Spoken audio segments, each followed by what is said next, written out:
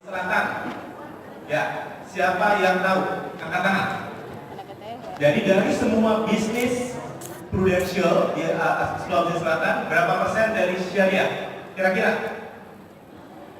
10%? 20%? Berapa, Bu? 30%. Pak Ariel, masih ingat saya namanya Pak Ariel. Pak Ariel berapa, Pak Ariel? 80%. Oke. Oh, saya pengen tuh Pak 80%. Oke, berarti kurang dari 80%, di atas 35%. Berapa ya Bapak Ibu? 50. 60%. Ya, benar sekali. Jadi 61% bisnis prudential di Sulawesi Selatan itu datang dari syariah. So, terima kasih kepada Bapak Ibu semua yang telah mengembangkan bisnis syariah prudential menjadi terkuat. Tadi kan lihat ya hasilnya ya, 9,9 triliun aset, 3,4 triliun kontribusi bruto gitu ya. So ini adalah pencapaian yang sangat-sangat tinggi dan kita terbesar di industri. Hingga 2018 kemarin itu kita 33%, ya 33% dari seluruh industri asuransi jiwa syariah di Indonesia. Jadi ini adalah pencapaian yang sangat-sangat baik. Sekali lagi terima kasih kepada Bapak Ibu semua. Oke, nah yang saya bawakan sini sebenarnya adalah presentasi yang memang dibawakan kepada beberapa paham secara mendalam mengenai asuransi ini, tetapi juga ada beberapa yang mungkin belum mencoba mengajak orang untuk asuransi jiwa syariah. Nah, asuransi jiwa syariah ini sebenarnya landasan hukumnya, landasan semuanya itu sudah cukup jelas ya. Jadi ada fatwa. Jadi awalnya dimulai dari fatwa di tahun 2001. Tetapi makin kesini seiring dengan semakin banyaknya asuransi jiwa syariah, semakin tumbuhnya perkembangan syariah di Indonesia, itu pemerintah ikut masuk 2014 itu mulai ada undang-undangnya, gitu ya. Ada undang-undangnya, lalu ada peraturan OJK-nya. Jadi apakah syariah itu sudah syariah secara asuransi, secara prinsip Islam? Ini sudah ada landasan hukumnya, gitu ya, landasan hukumnya. Nah, kalau kita lihat dari peraturan-peraturan yang dibuat berkenaan dengan asuransi jiwa syariah itu sudah sangat-sangat banyak, gitu ya. Baik dari fatwa, ada berbagai banyak fatwa yang ada di Indonesia ini. Itu ada berapa nih? 1, 2, 3, 4, 5, 7. Ada 7 fatwa yang berkenaan tentang pengelolaan asuransi jiwa syariah. Jadi ini sudah banyak yang memikirkan bagaimana pengelolaannya agar sesuai dengan syariah. Peraturan dan perundang-undangannya pun juga sudah sangat-sangat banyak.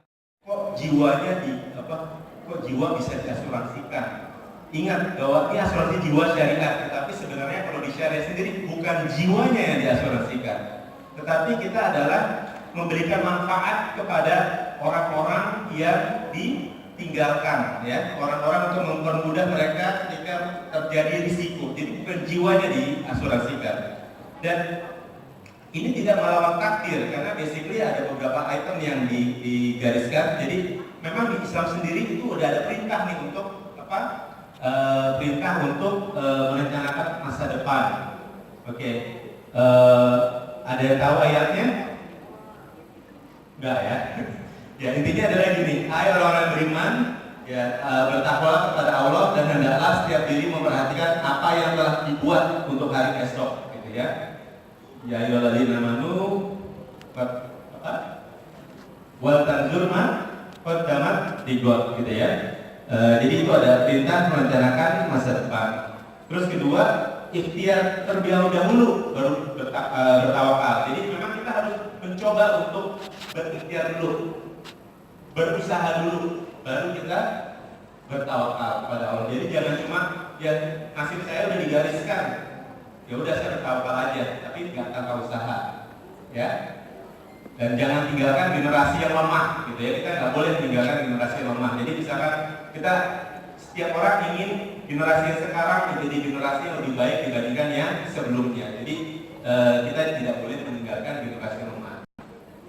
Dan yang terakhir, asuransi jiwa syariah secara konsep ini pun sudah menjadi konsep yang pernah diterapkan di zaman terdahulu, gitu ya, oleh para nabi. Jadi ini saya agak banyak begini karena memang kita ingin ini menjadi panduan buat Bapak Ibu semua. Misalkan Bapak Ibu ada pertanyaan-pertanyaan dari beberapa teman-teman yang istilahnya meragukan mengenai asuransi jiwa syariah itu sendiri. Ya. Nah, tahun kemarin kita juga sudah meluncurkan wakaf, ya. Wakaf, dan saya tahu juga ada beberapa teman-teman yang mengadakan grup selling wakaf di Makassar.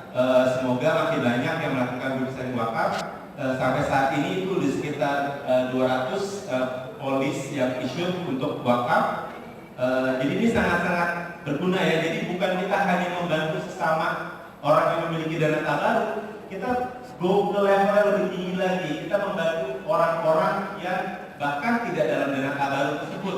Kita membantu orang-orang yang membutuhkan ya, pendidikan, ekonomi, pemberdayaan umat. Nah,